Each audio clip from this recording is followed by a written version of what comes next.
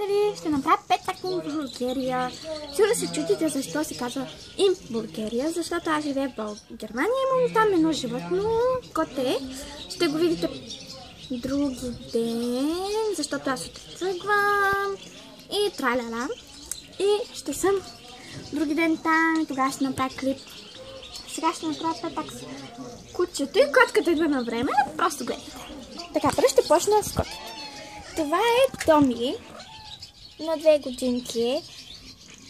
Не знам кога родено, защото го открих.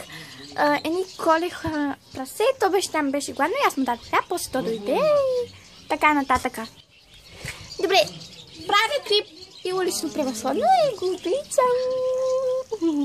Добре, то бяга. Това е за него. Много обича да мялка. Сега при кучето. Това е Дъч. Много игриво куче, много ми скача.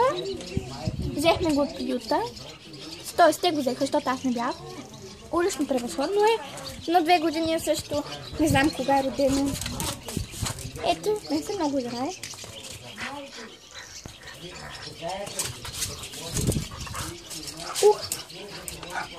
Един път скъса сенджира и аз викам скъсва сенджира и аз направо се пъкна и да се смея. Вижте, изправена.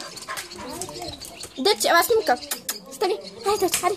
Ставай, хайде, хайде. Хайде, стани, бе.